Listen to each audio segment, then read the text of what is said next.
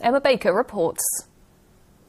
It may look like a bit of fun, but these young men were walking above thousands of electric volts. This footage has just been posted on the internet, filmed by an onlooker at Cambridge Station last month, when a group of teenagers chose to climb onto a covered bridge over the rail line. The young men would have been just a few metres above the train track and very close to the overhead power lines. At any one time, there's 25,000 volts of electricity going through those cables, which gives you an idea of just how serious this incident could have been. Station staff were so concerned about the teenagers' safety, they shut down the power to overhead cables, causing a delay to one of their services. British Transport Police were called to the scene and spoke to the young men. They were sorry about what they'd done. A lot of kids think that they're immortal and they don't realise that the risks involved. It's obviously a very reckless thing to do. I would urge anyone that would think about messing about on or near the railway to think about the consequences of their actions. Of course, it's not the first time we've seen people behaving irresponsibly near the rail lines.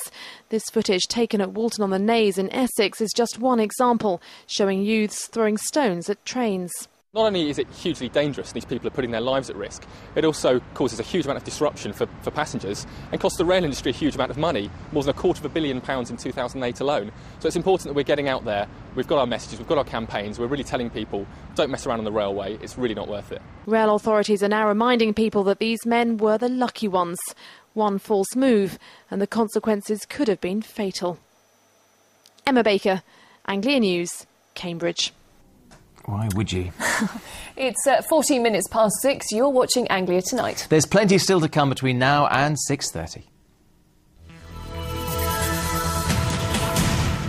The apple of her... Well, more news now from Essex, Suffolk and Norfolk, and the family of a man found murdered at his North Norfolk home almost a fortnight ago is appealing for help to trace his killer. 45-year-old Stephen Murphy has lived in Fakenham for less than a year. Today, Norfolk Police held a press conference in the hope of getting some new information. Laura Burns reports. It was here at his home in Kings Road in Fakenham that the body of Stephen Murphy was discovered almost 2 weeks ago. The 45-year-old, originally from the south coast, died from a stab wound to the chest. The murder weapon has still not been found, and more than 30 officers, both in Norfolk and Southampton, continue to work on the investigation. At a press conference today, Stephen's uncle Ken Connor appealed to members of the public to come forward with information. Somebody may have seen something in the area at the time. They may have seen something unusual, and they have not yet come forward for whatever reason. Someone may know who's responsible for this. Please contact the Norfolk Police now. Stephen was a popular, outgoing person, and we want to see those responsible for his death brought to justice. Detectives are convinced that this was not a random murder and that Mr Murphy knew his attacker. They're following up a number of leads and are particularly interested in finding 2 men seen in his cul-de-sac the night before his body was found. Stephen Murphy, who was a keen football fan, leaves behind him a 15-year-old daughter. His family hope that by speaking out, police might get the information they need to find whoever did this. Laura Burns, Anglia News. A third person's been charged with murder following the death of a woman in Ipswich. The body of 41-year-old Rosalind Hunt was found at her home in Victoria Street in August. 27-year-old John Greenwood from Ipswich appeared before magistrates this morning. A man and a teenage girl have already been charged with her murder. A further 2 people arrested on suspicion of murder have been bailed. Essex County Council has announced plans to slash its budget by £300 million in the next 3 years. The figure is a £100 million increase on targets agreed last year. The council says that it will find the savings through merging departments and improving efficiency, but not through cuts to services. As yet, there are no details of whether job cuts will form part of those savings. A horse charity says rainfall following the recent dry weather across our region is putting horses at risk from a deadly condition. World Horse Welfare, based at Snetterton in Norfolk, say they've noticed a marked increase in laminitis. It's caused by excessive eating and can be crippling or fatal to horses. There's been very little grass growth at all in East Anglia over the summer, and now we've had this little bit of rain and the grass is starting to shoot through. We're really worried that this can bring on almost an epidemic of laminitis with the horses and ponies in this area. The University of Essex has had a train named after it. Let's take a look at it. I think we can. Yes, the ceremony took place at Southend Station, just around the corner from the university's newest campus. And now, the university opened on the outskirts of Colchester. That was back in 1961. The newly named National Express loco will be seen across the east of England soon. It does get our name out into the county and into London and into the four corners of East Anglia, which is very important to us. We want people to know that we're there. We want people to know that we're accessible and that we work throughout the region.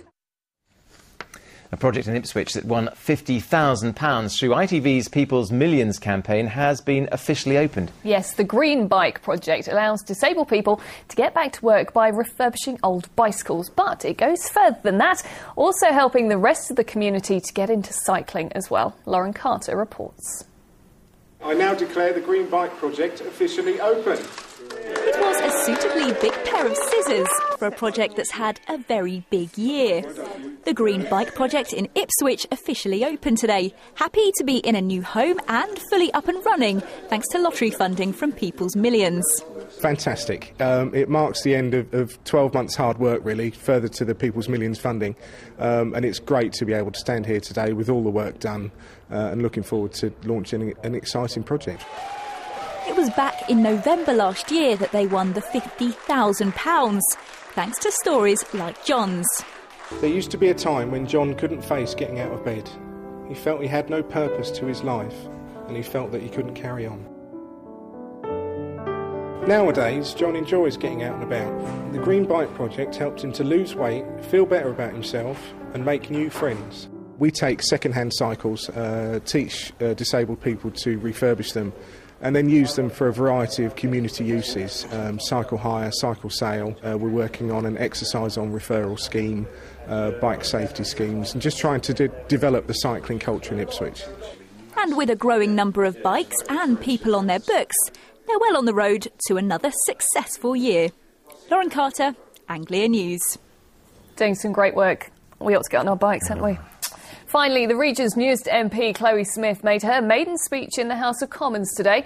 Ms Smith won the Norwich North by-election for the Conservatives back in July, following the resignation of former MP Ian Gibson. As well as being the newest MP at Westminster at 27, she also becomes the youngest.